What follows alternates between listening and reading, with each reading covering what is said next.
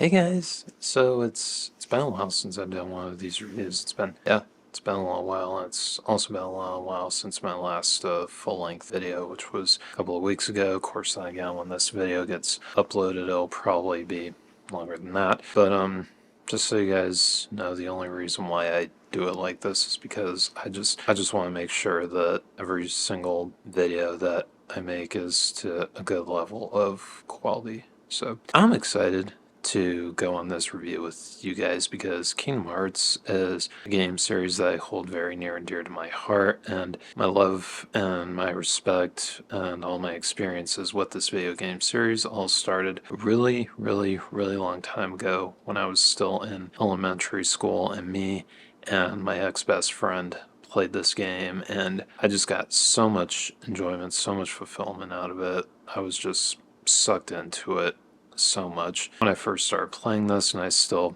feel that same level of attachment to it that I do to this day. Now, originally, when I set out to do this review, I was going to do it in order of the story, but on one of my last shorts, took a look at the comments that were left, and after some careful thought and some careful deliberation, I'm just like, you know what? I'm just going to do this in order of the releases, and you know what? I think this review series is going to be better for it. So, with all that being said, let us grab our Keyblades, let's fight some Heartless, and let us dive into this mishmash of Final Fantasy and Disney with Kingdom Hearts. Alright, so one of the first things with this game that I really want to get out off the bat was the inception of this game was honestly something really interesting, because it's like Kingdom Hearts, it's Disney, it's Final Fantasy, but there's also an original story mixed into this,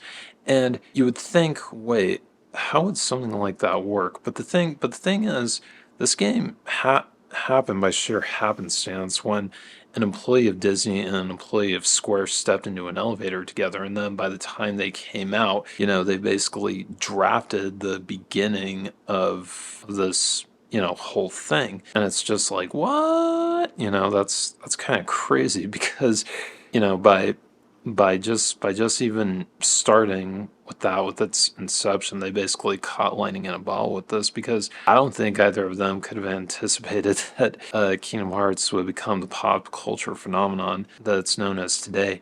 But anyway, I'm getting ahead of myself. But anyway, that was the game's inception. I hope you enjoyed that history lesson. Let's get into the meat and potatoes of this game. So this game starts off with you going into this kind of a dream sequence slash tutorial sequence, and you're playing as the main protagonist, whose name is Sora. Now, when you initially look at him, he has more or less some of the tenets of what a Square protagonist would have. He has spiky hair.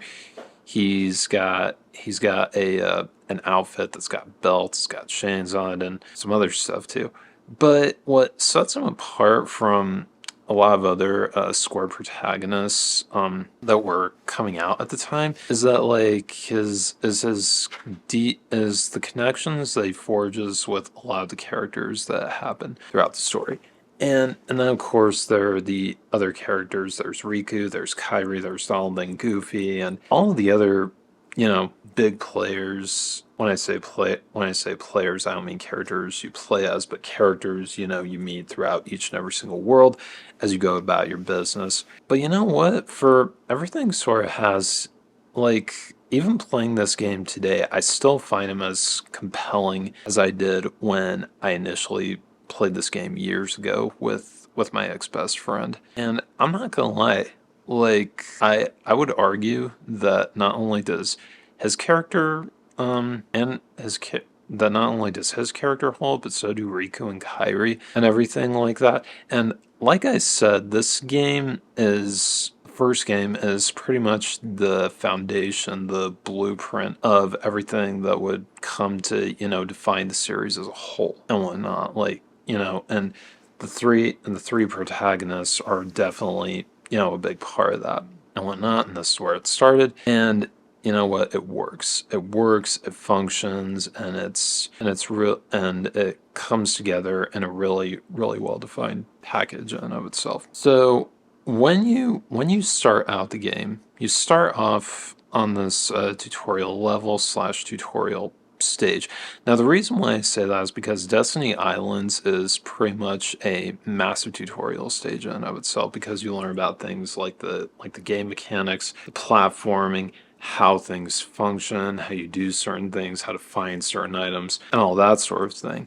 And even before you get to Destiny Islands itself, you do also deal with a tutorial, kind of, but that more or less just shows you like the combat and everything. It doesn't necessarily I don't think it tells you a lot about the platforming or whatever, but it does kind of show you how to get from point A to point B.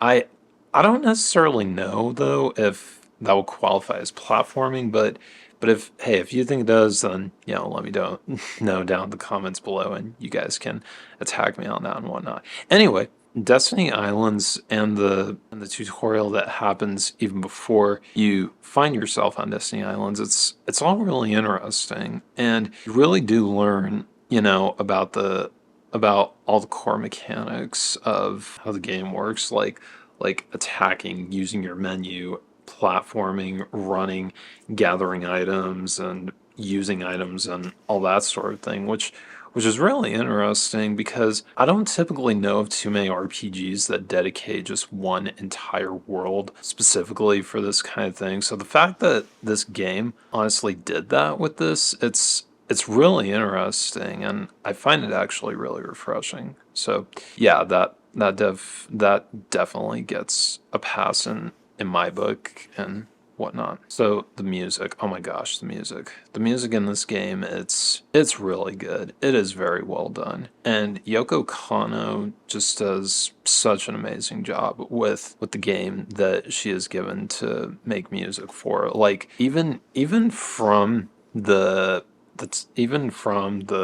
main intro sequence with Simple and Clean by Utada Hikaru. I don't know if I'm saying her name right. If I am, if I'm not, please let me know down in the comments below how to pronounce that correctly. But Yoko Kanno and Utada Hikaru, they really do really bring about a certain mood and a certain thing you're supposed to feel within this game. And Utada Hikaru's song Simple and Clean, it does a really great job of bringing you into the game. And then Yoko Kanno's compositions of everything else just do a phenomenal job of sealing the deal. As a matter of fact, I would argue Yoko Kanno's music is honestly as not quite as compelling as Nobuo Uematsu, but almost.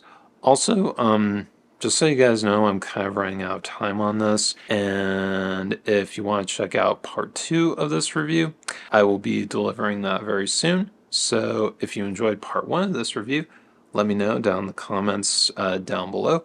Don't forget to like, favorite, and subscribe. Have a good one, y'all. Bye!